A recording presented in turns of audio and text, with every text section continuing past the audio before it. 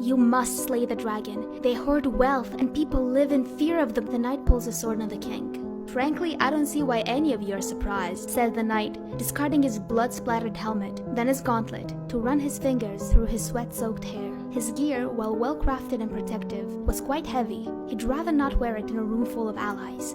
And they were. His allies, that is. Not one of the king's councilmen had risen in his defense. Not a single guard had unsheathed their sword. One could argue that it transpired too quickly for them to catch on, but their ruler had been dispatched many seconds ago already, finding himself a few inches shorter, a condition he was fond of inflicting on his subjects. Well then, you do know how it goes, yes? You will claim the crown, lamented one of the older gentlemen the king had recruited as his silent audience, a councilman whose counsel was never heard. I know your face. You're the king's lost brother, are you not?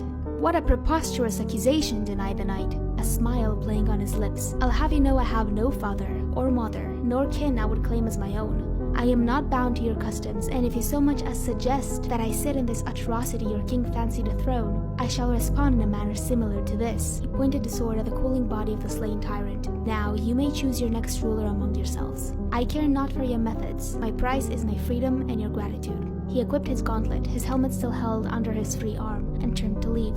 Wait, exclaimed one of the guards. What about the dragon? The knight spared him a backwards glance. Have there been attacks? No, but have you infringed on their territory? No, sir, we haven't, but have you even verified that said dragon was a threat to your country? Or did your king simply demand the dragon's head so that he may collect their hoard? The guard opened his mouth but thought better of it, snapping it shut again. The knight grinned at him. Fear not, man. The burden of dragon slaying shall not fall onto you. Finally, the knight set the helmet back on his head. Besides, not all dragons hoard gold, he reminded them. Then he turned to look at the councilman, allowing his eyes to briefly flash gold. I hoard favors. Remember me, friends, for I shall one day come to collect.